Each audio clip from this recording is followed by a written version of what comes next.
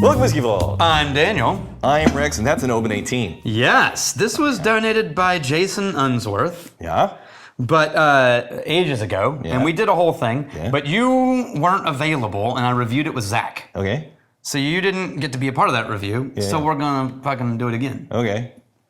So, what is he did he already get bastarded? Yeah. Okay. I mean, we could do it again if you want. A double bastard? He did it with me, and Zach and I bastarded it. I don't know if he has the core support to be able to handle a double bastard. Oh, Unsworth can handle it. Yeah? Oh, yeah. Jason Unsworth, you magnificent bastard!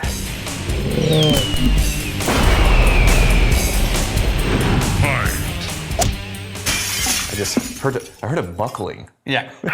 Snap. I'm so sorry.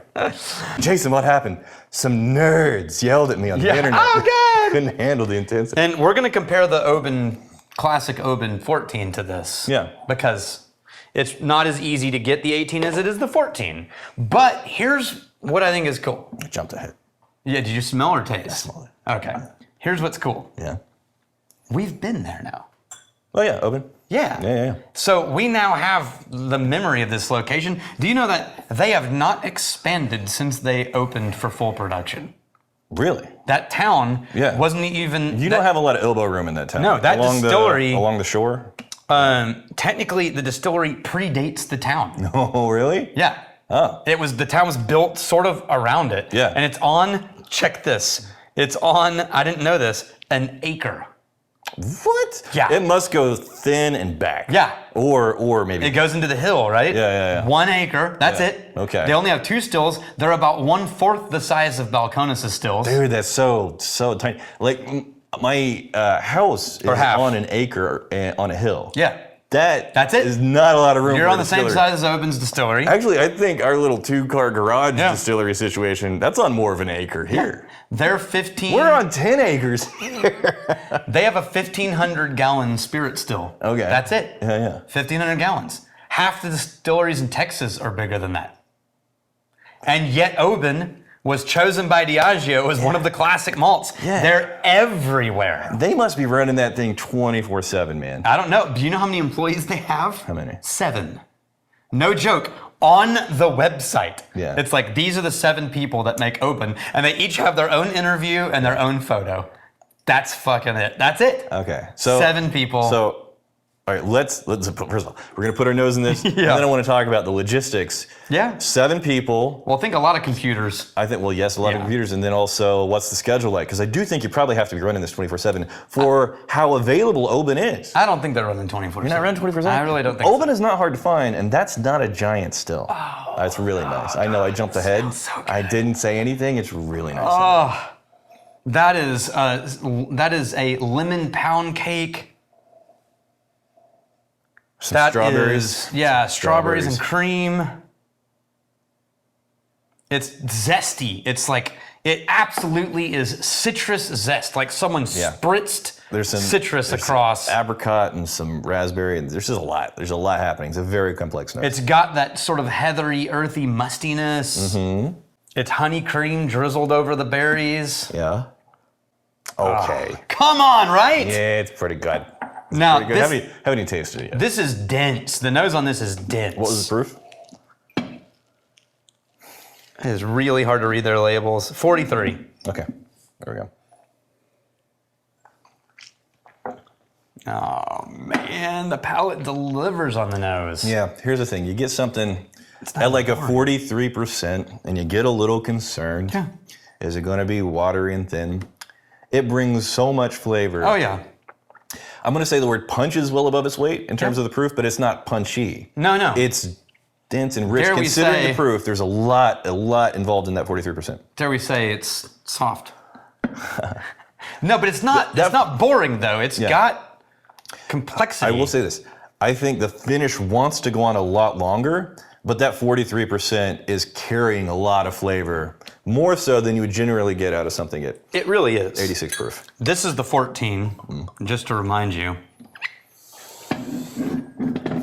What difference does 4 years make? What a difference a day makes. Oh, the fruits are what came alive in those 4 years. The sweetness, all of those. Oh, this has all the citrus and all the mustiness. and all of the honey, but it doesn't have all the fruit. Yeah, except for the citrus, which, yeah.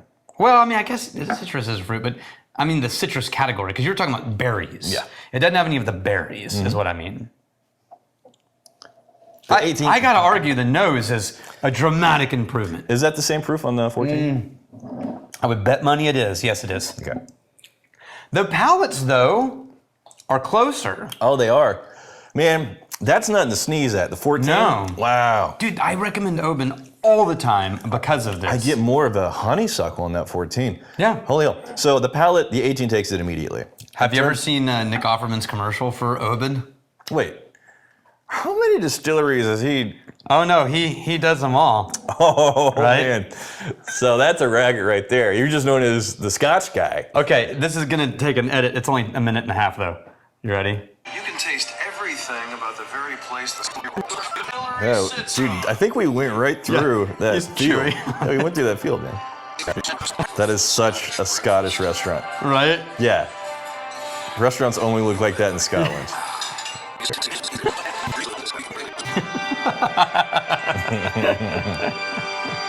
You never get advertisements like that for Wild Turkey. They always want to just do like, here's Mila Yeah, Kunis no, I've never really standing in front of been a barrels. fan of people who take themselves too Yeah. seriously. So the palate, the amount that I like these, Oh, yeah. it's a lot closer Yes. on the palate. Yes. The nose, the 18 takes it immediately. Yes. Okay. Comments, and then, did you add a little water? No. Okay. I kind of want to see what happens in the, That 43 range with a little water? yeah. We got Wabbit SW. Define the difference between American single malt and Speyside. I have had a Westland, and I thought, it was a good distillery, by the way, and I thought it was a lot like Speyside, more like a great reference for what a Speyside should be. What did I miss? Whoa. Well, no. So here's the funny I thing. like Westland too. I would never in a million years have put Westland in the Speyside Speyside, category. no, it's so let's that's take American single malt. let's take the question as asked though. Sure, yeah. If you drank Westland and you thought Speyside, what part of Westland would have drawn you to Speyside? And the only thing I can think of is maltiness, but yeah. So that's exactly right. But what I mean is, one of the things that takes a while to develop is the malt notes getting toned down by oxidation and time. Yeah. And a lot of American single malt, and it tastes totally different. You can't compare Westland to Del Bach, to Valcones, to Virginia, to Atlanta, Yeah. to, you know what I mean? They're so different. Yeah. But one thing a lot of them have in common is they're younger. They're under 10. And the barley hasn't had a chance to oxidize out Yeah. as far as grain notes. And one thing that I think is a hallmark of Speyside yeah. is that sort of grainy malty note. Right? The yeah. butterscotch mixed with malt. Yeah. You get that more in Speyside than you do in most of the other ones. So maybe the thing you're marking is youthful malt, Okay. which Monkey Shoulder would be youthful malt to me, right? And so what American single malt has in common is it's often younger. Yeah. But from there, I mean, when you say the word Westland, the thing that is the front-leading flavor and one of my most favorite specific notes is that nuttiness. Yeah, the Some nutty- people call it like a coffee type of note. well, because you think Colombian Yeah. roast, that nutty coffee. But I think it's like a roasted chocolate malt that's delivering that specific note, which I love, and that's a note that I do not find. well, they're not going to Scotch. use chocolate I know. malt in Speyside. I know, but we're talking about Yeah. Westland in particular. That's Yeah. the note that immediately comes to mind. Yeah, me too. Yeah. And in a lot of Colorado malts. That is one note that I've never found in any Scotch. Idiot Rhino 1. That's a new one.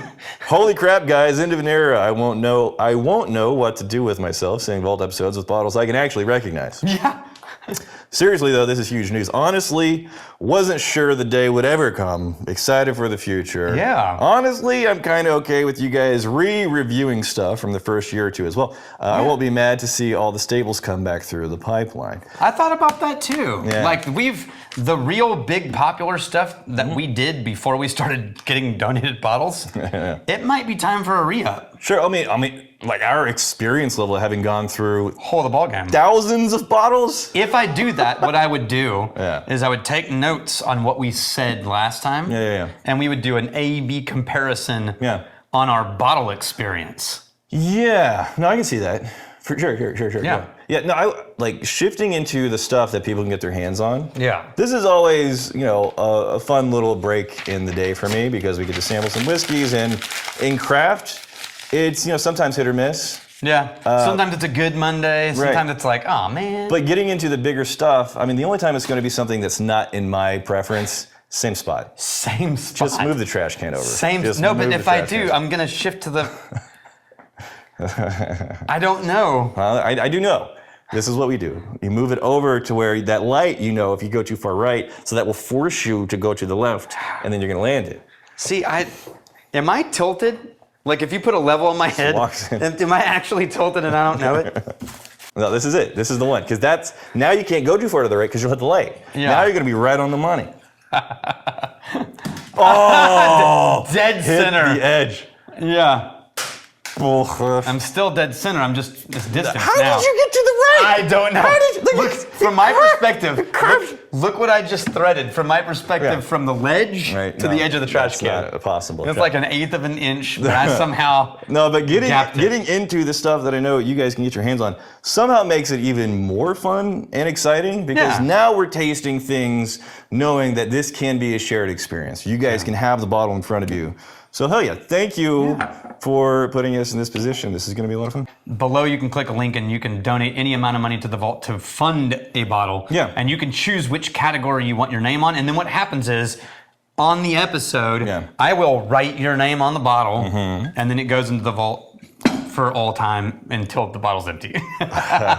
All time. I'm going to say hell yeah to both. And yes. I'm definitely not going to mention the fact that even though we walked by the front door of this distillery multiple times, we were too busy to actually go in. I went in. You went in? Yeah. You dick. Remember we took different mornings?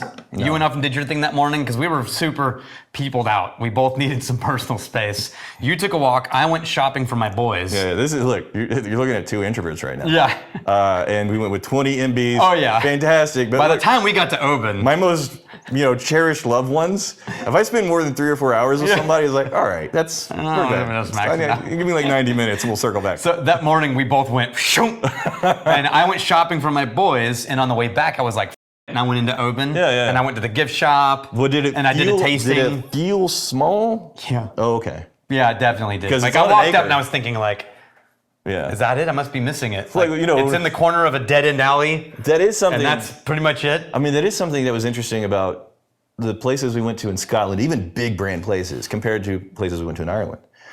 I mean, like in Middleton, for example. Huge. The parking lot's an acre. Yeah. Right? And even Waterford. Yeah. Waterford, brand new, like a small operation, but they have a lot of space. They got a little more room. Yeah, they got a lot of space. In Scotland, like these giant brands that you've heard of forever, it's not a sprawling complex. It's some dude's backyard. He's got a shed. Yeah. The water, by the way, exploded the fruit on the nose.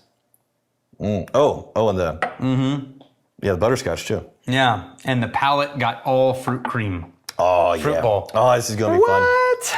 Here's to fighting, stealing, and drinking. If you fight me, fight for a friend. If you steal, may you steal your liver's heart. And if you drink, may you drink with us.